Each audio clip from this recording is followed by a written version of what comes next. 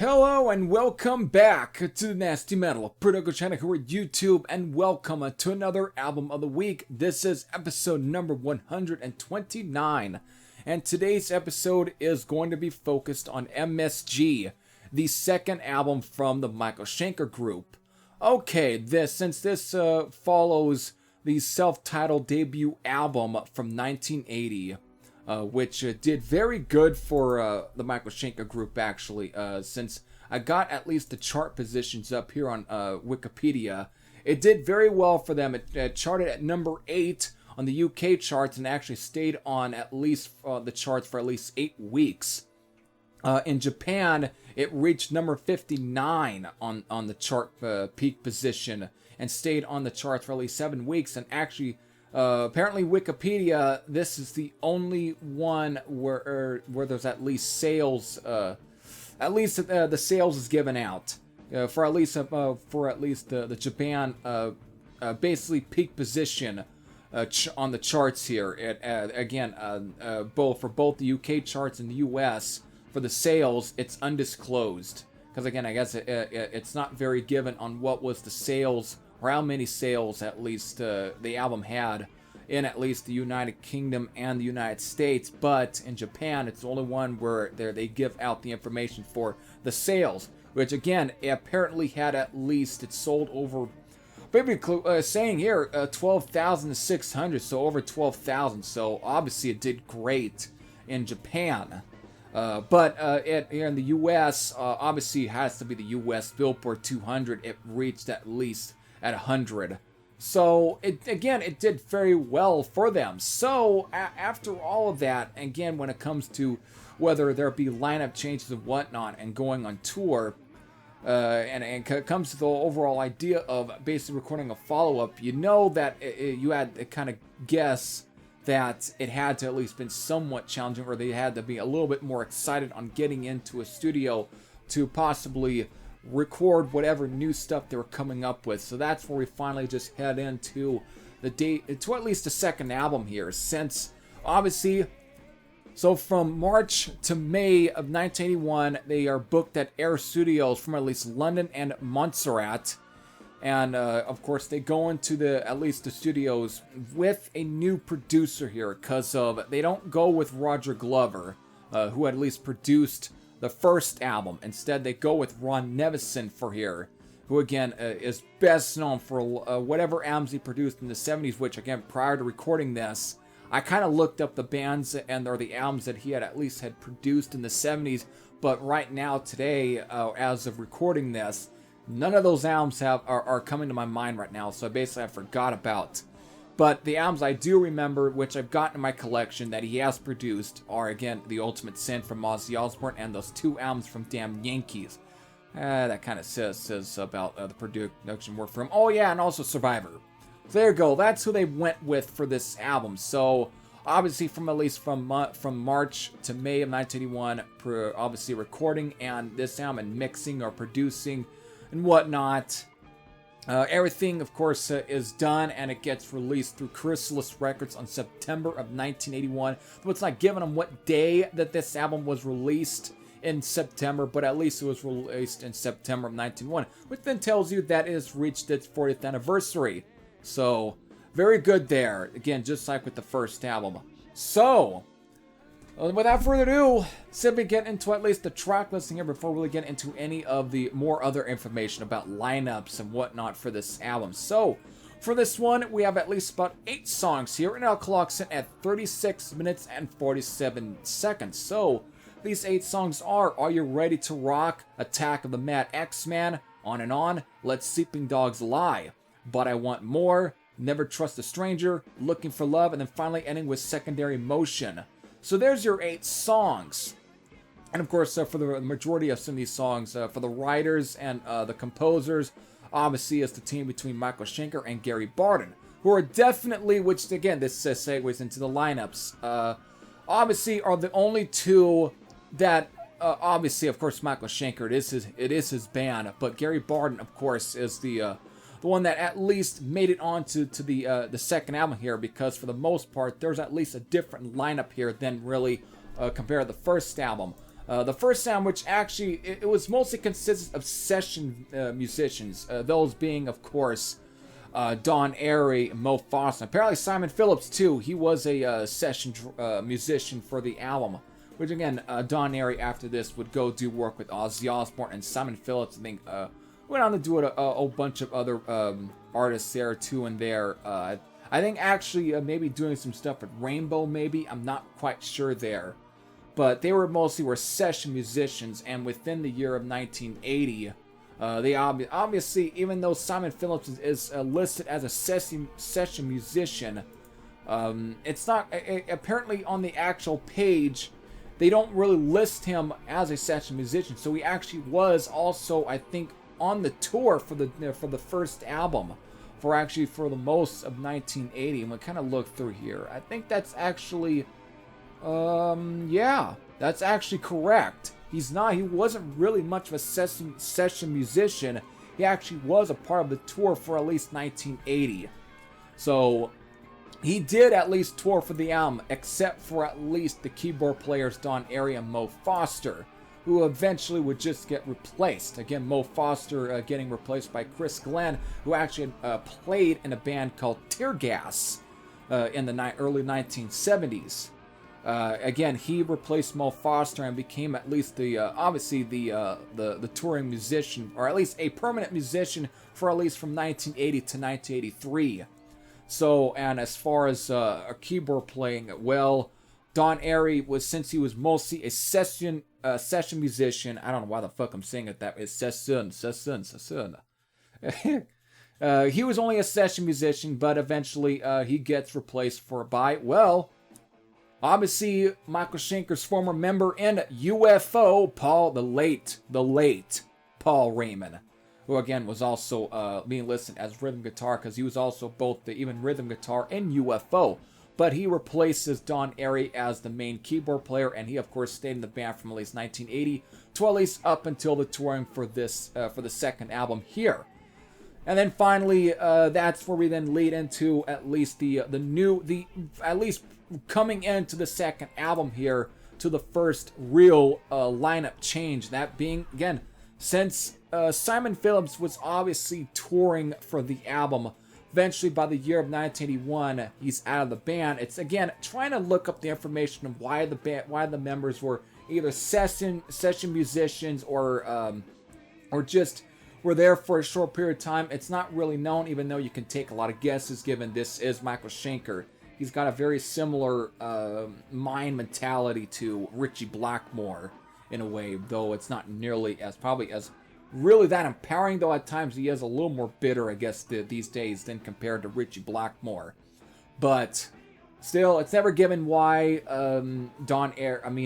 Simon Phillips was why he left the band. Still, ended up replacing him was none other than Cozy Powell, the late Cozy Powell.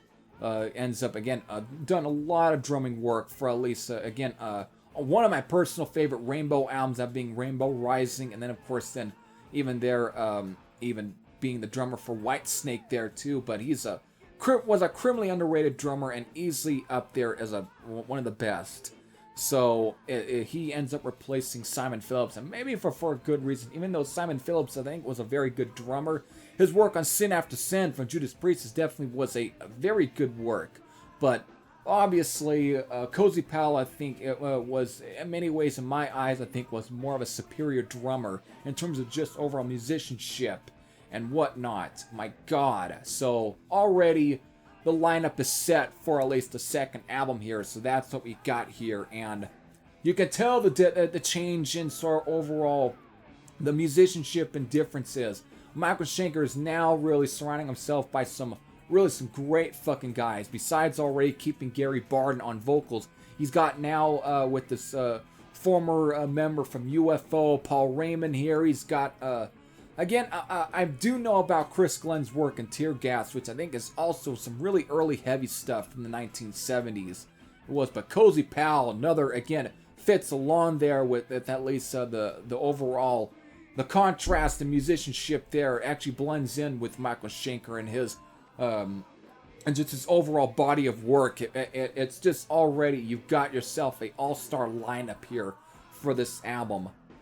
And that's where really the album, where everything just comes into play. Because again, compare the first album, which was still probably the heaviest, at least prior to this one, besides obviously after this one, following it, you know, with Assault Attack.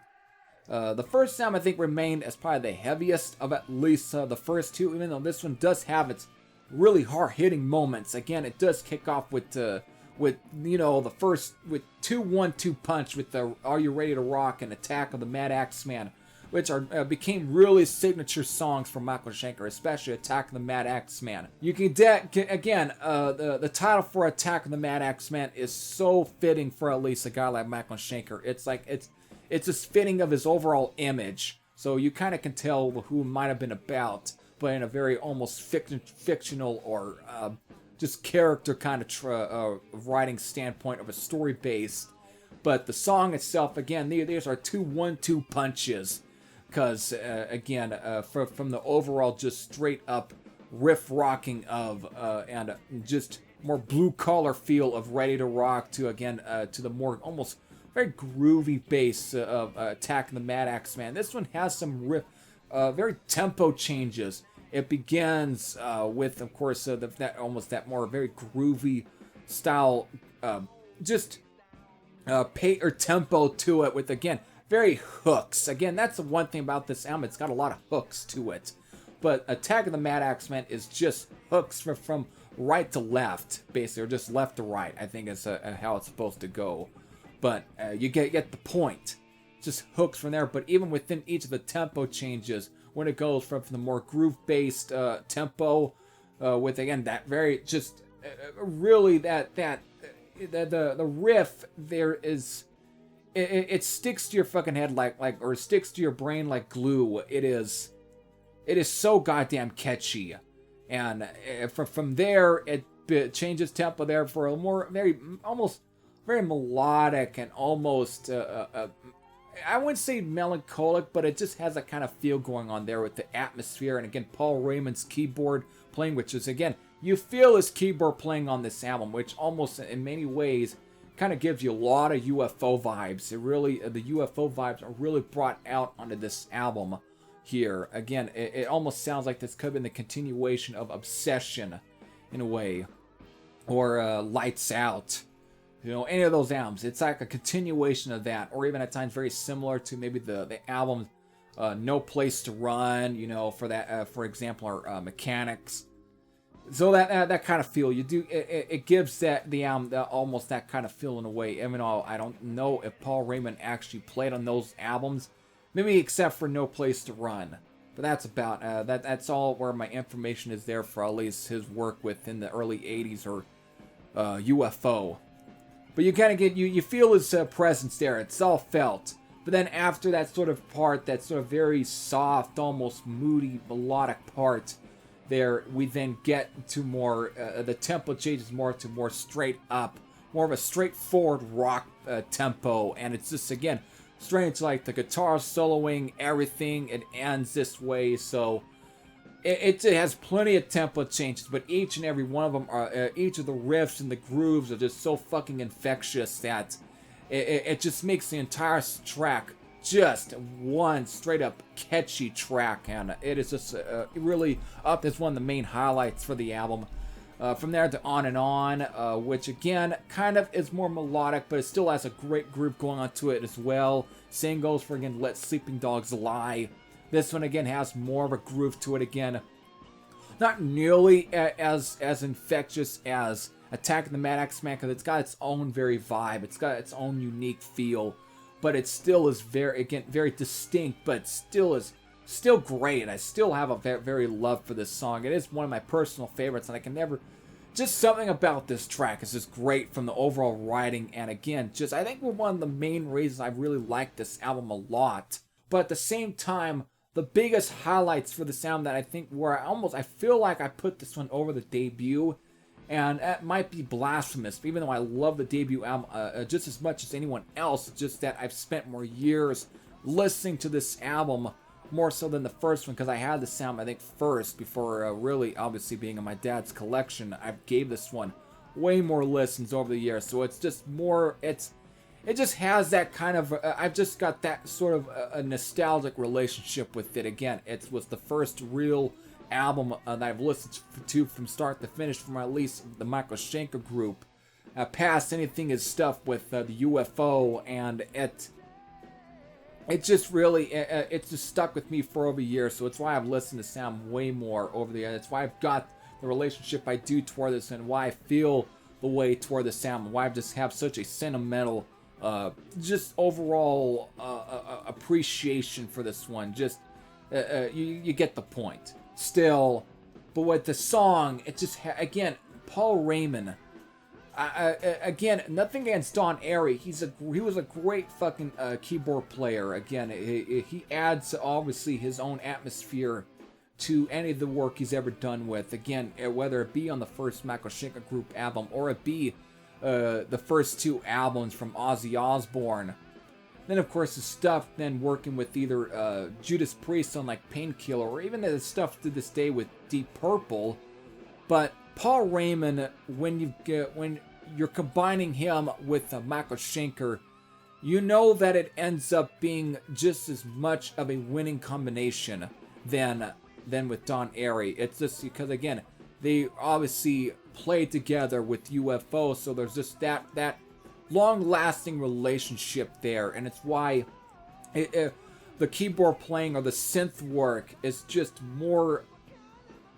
Everything pops out more on the sound. Everything just has a more of a distinct feel, and it's why I think it gives the album just that more slight edge. Even though the keyboards at times might be a little bit up front, but it just instead of just being more trying to play along with a lot of the riffs, instead a lot of the keyboards here are more for atmosphere. And man, with a song like Let Sleeping Dogs Lie, you really get a big atmosphere out of this song, and it puts the song over the edge. And again, the writing is great. This is actually the one song where all the members actually contributed to the writing of this song. Again, from Gary Barton to Michael Schenker to, of course, Chris Glenn and Cozy Powell and Paul Raymond. You can feel that the chemistry is just right there and with this song, and it's just great. But that, again, the whole first half of this one is just basically jam-packed with at least catchy songs and hooks, and the overall just guitar playing and musicianship. Everything is just on point on the first half of this album. Second half, they kind of say it's not as strong as the first half, I think is almost an underestimation, because there's still some great tracks on the first half too. I think at times it's almost easily as good as the first half. Because again, I spent so many years listening to at least this album that I've just grown to also love the second half of this one. Again, begins with But I Want More.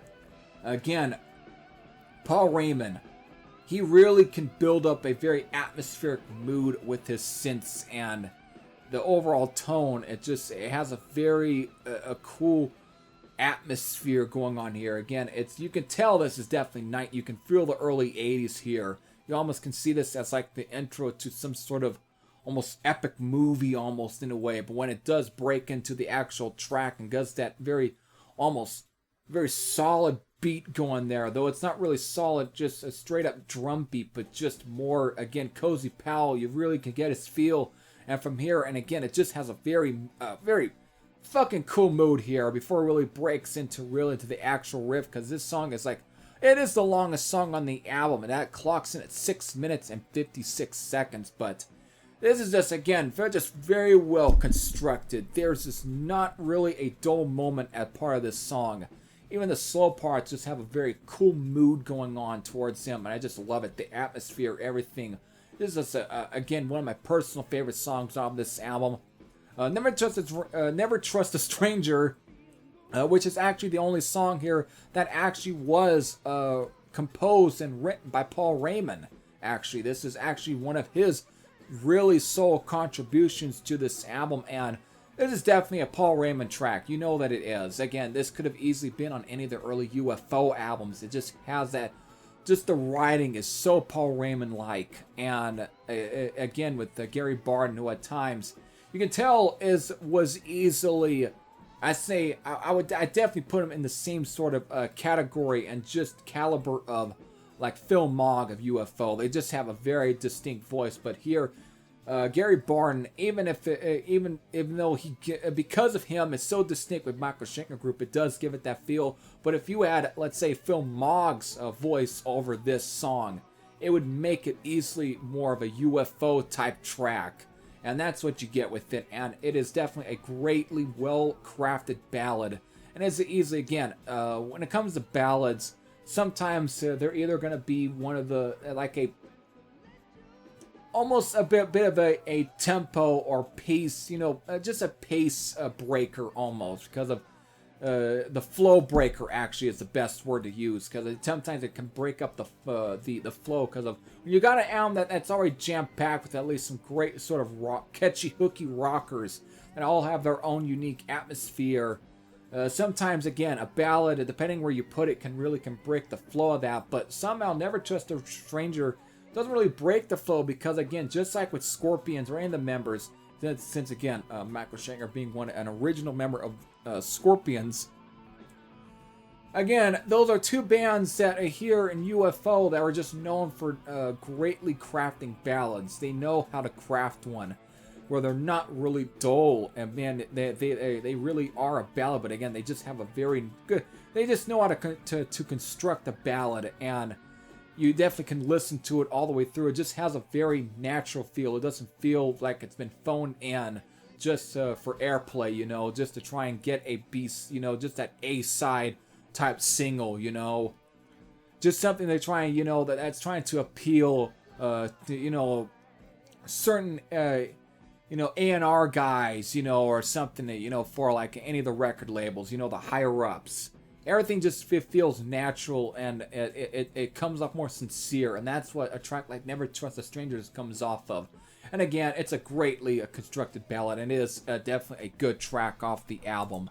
But to kind of move on to Looking for Love, which to some may find this one as probably being a more of a, I guess, filler, but at the same time, it is still a very heavy track, because again, though the keyboards are kind of, this is one where you really can get more of the keyboards being really up front compared to a lot of the songs on here, because for the most part, when they are up front, it more so gives the song its own distinct atmosphere instead of trying to be a main core part of the song, even though they all feel like they are main core, because again, it's Paul Raymond, damn it.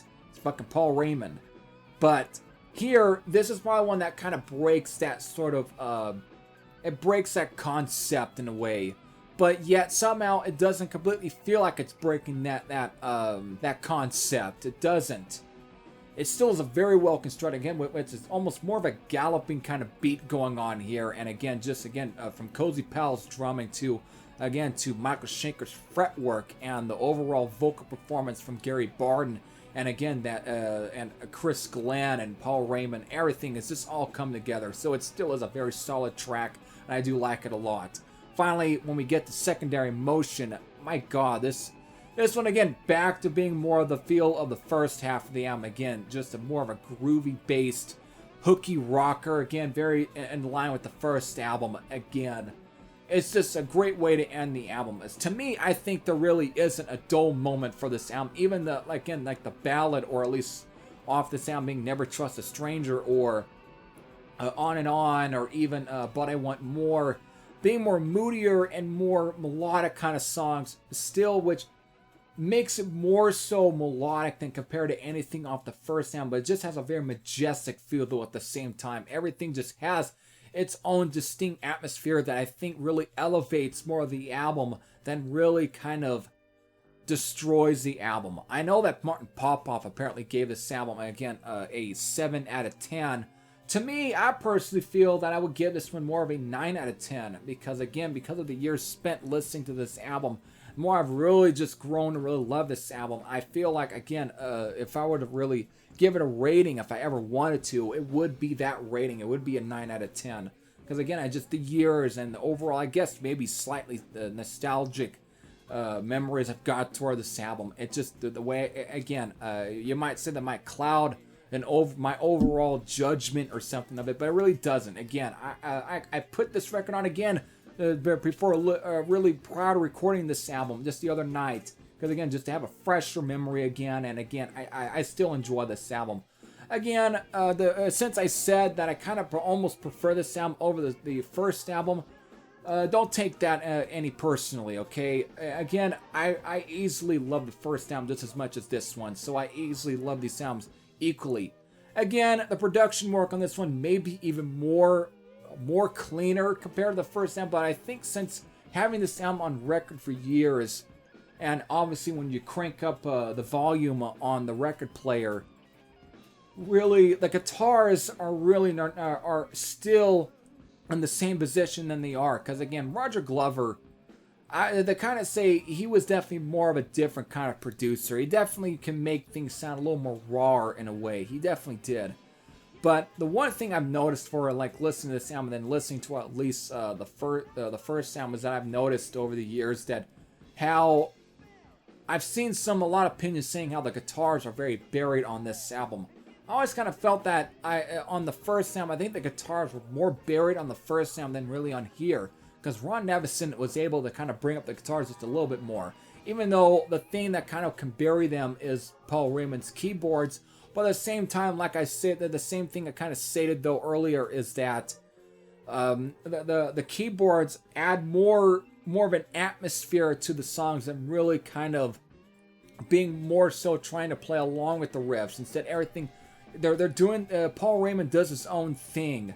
He's not really playing along with a lot of the riffs, so it just has more of an atmosphere. Really, the best way I put it. So it kind of builds more of a mood instead of trying to kind of destroy anything. You know, that's the way I feel personally towards this album. So either way, it still is a very good album, and production, whatever people got towards it, I've never had a problem with it. Actually, to be quite honest with you, this is probably the best I think Ron Nevison has probably made an album sound. Because after this one, everything, I think he kind of lost a little bit of the whole overall point. Because when you start producing stuff for like Survivor and whatnot, you start to lose more of I think a bit of a little bit. You start to lose the plot a little bit, and a lot of the especially for like the Ultimate Sin, the production on that album that he did for that one, as I think it's worse compared to here, because that one is so fucking slick, to where compared to at least this album. I mean, this album is slick compared to the first album, but there's at least a little bit of a slight rawness still to at least the second album here from Michael Schenker Group than compared to, let's say, the production work on like The Ultimate Sin or any of those two albums from the Damn Yankees, you know. Everything's just different there. And way more slicker compared to here. That's the way I personally feel. So, again, it's still a solid album. Everything's just great. You know, since it's brought up, obviously, the chart positions for the first album, it's time to bring up the chart positions for at least this for the second album here. In the UK, it charted at number 14. So, it is obviously, it kind of went down a bit compared to the first album, because the first album, it charted at number 8 in the UK, at the peak position in the UK charts. So, again, number 14 here for the second album. Again, it's just, it didn't really reach a higher position. It just went a little down a bit, but it stayed on at least the UK charts for at least 8 weeks. In Japan, it actually charted number 15. It actually gained much higher position on the Japanese charts than compared to the first album. Because again, as I mentioned, for the first album when it was released in Japan, it reached number 59 on the peak position. But for the second album here, it reached number 15 at the peak position in Japan, which again, it stayed on at the 15 peak position for at least 11 weeks, which is probably the reason why the sales here, since it's the only one, just like at the first album on the Wikipedia page, giving out the sales for the Japanese charting there. Again, it sold about 48,000 in Japan. So again, staying on the charts at number 15 for 11 weeks was probably the reason why it even had more of a higher boost in sales compared to the first album. So it really did perfect in Japan, which showed that obviously gives you a really good idea on why Michael Schenker is such more of a bigger entity over in Japan than I think anywhere else here, whether it be in the UK or in the United States. So that's another good there. It actually kind of went up a little further here in the U.S. because on the U.S. charts, obviously maybe the U.S. Billboard, it reached number 81. Because for the first album, it reached number 100, obviously on the U.S. charts. But for this album here, it actually reached number 81, so a little bit higher compared to the first album. So it did well there. So, and obviously it's undisclosed for how many copies was sold in the U.S. or how many weeks it stayed on the charts for, but still 81. So definitely it peaked a little higher there compared to at least it did in like the UK, but not nowhere near compared to at least how it did in Japan. So since the newest edition here for the chart positions here that they're giving out is the Netherlands. So it peaked at number 31 in the Netherlands and actually stayed on the charts for at least 2 weeks there. So okay. So it did fairly well. Easily probably just as good, or if not a little better. Especially it did better in Japan, obviously. Did great in fucking Japan. So very cool there. So there it is, folks. There it is. My overall just thoughts and whatnot on M.S.G, the second album from the Michael Schenker Group. Again, 40 years for this album. So 40th anniversary. It's reaching this month. Again, if you have any sort of memories toward this album, whether it be good or bad, if you have any, negative or positive, you can leave them in the comment section below. Again, but if you haven't really listened to this album and you want to get another good taste of Michael Schenker, besides listening to his work in UFO, I would say any of the first three are great. The self-titled album from 1980, this album here from 1981, of course, Assault Attack. These are both three great albums, or even any of the more recent stuff he's done with like Michael Schenker Fest, are all great. There you go. I hope that's good for you. So with that, hope all of you enjoyed this Heavy Thrash as saying I am out, and I'll see you all later. Take care, everyone.